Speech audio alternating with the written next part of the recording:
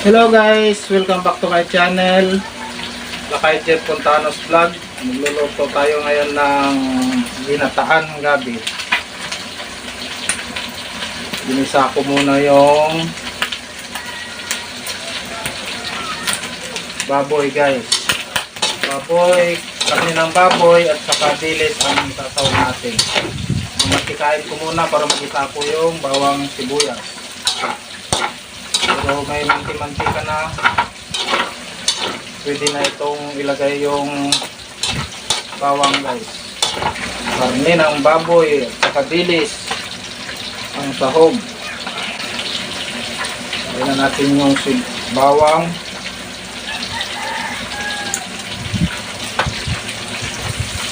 Anin muna natin yung bawang guys, gigisahin muna natin. Medyo nag-brown na yung bawang, ilagay na natin yung sibuyas, saka luya.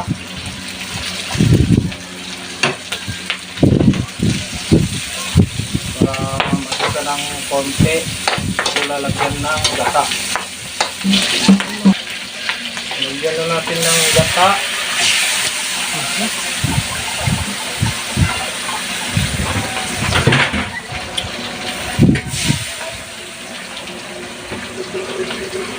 Ayan, purong gata ito. Ayan, malapot siya.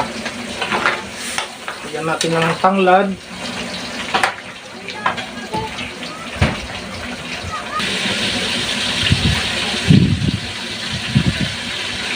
Lagyan na natin yung gabi guys. Hanggang maluto. Mayroon pang itong panghuling gata.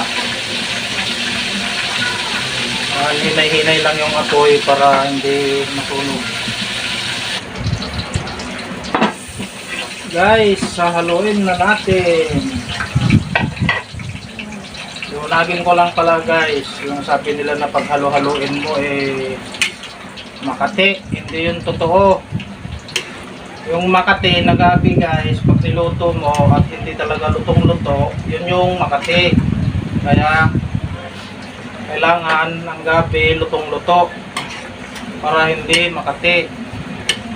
Hindi totoo yung sinasabi nila na pag hinahalo-halo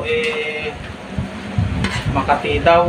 Kulang sa luto yon guys, kaya makati. Diba, akala mo luto na, inin mo pa siya ng mga 15 minutes para sure na luto talaga lahat. Kasi hindi sabay-sabay luto guys, yung makati pag hindi pa luto. Kailangan parang kanin din to, iniin pa.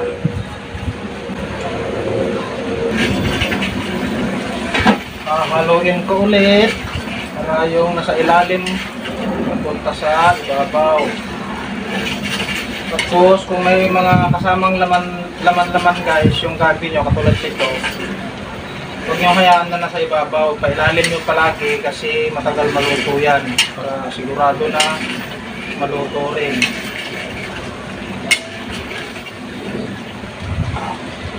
Ulit ko guys, yung makati naluto na gabi, hindi yun lutong-luto, kulang sa luto, kaya makati. Kaya kailangan pag magluto ng gabi, lutuin ng maigi para hindi makati. Bigyan na natin ng isang buong magic sarap guys. Tapos asin, kasi malapit na maluto.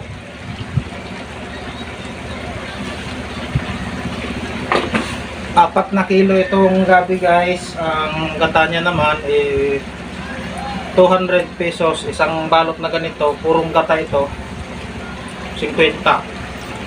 Ito yung pangatlo. Meron pa isa guys na pag matuyo-tuyo ito mamaya, ilalagay ko pa yung pinakahuli. Pero purong gata lahat yan. 200 pesos na 4 na kilo. Yan. Diba? Sarap. Gatang-gata na, pero meron pa akong isa na ilalagay. Sarap ang gabi guys pag maraming gata. Luluto ka na lang, huwag mo lang titirin para malasa mo na maayos yung niluto mo. Tapos yung mga buo-buo pa na gabi ganyan guys, hindi pa nadurog, ilubog din yan para kulang pa yan sa luto. Para mas pauna siyang maluto pag nakakalubog eh. Yung mga laman, ibabaon yan, ilubog nyo para siguradong maluluto. Tapos takpan ulit. Lalagyan ko pa ito ng dilis mamaya. Gata. Ito na guys. Nalagay ko na yung pang-apat na gata. 4 na kilo, 4 din na tag 50 gata. Puro guys ha, puro. Gatang gata. Gatae. Gatae. Ang gata. Sili guys. Ay, sili ka. Sige. Yan ang sili. Sing. Ang pabango. Bago. Ito may dilis pa. Ngayon ko lalagay yung dilis guys kasi maliliit lang to. Hindi man kalakihan. Sabay in lang 15 minutes. Kainan na.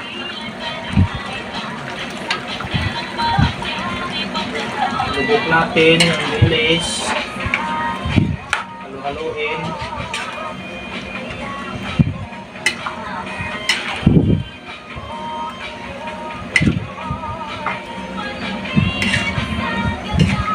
Parang ano na, shake. Kapag-edit na ako kuya, o nakapag-edit na ako. Meron naman na. What you say? Haway na haway. Yan guys, luto na. Parang shake na. Yung iba kasi gusto nila yung buo-buo pa yung gabi, kaya yon minsan makati, dahil hindi pa luto yung iba. Pero pag mga ganito, durog na guys, sigurado na yan. Lutong-lutong na.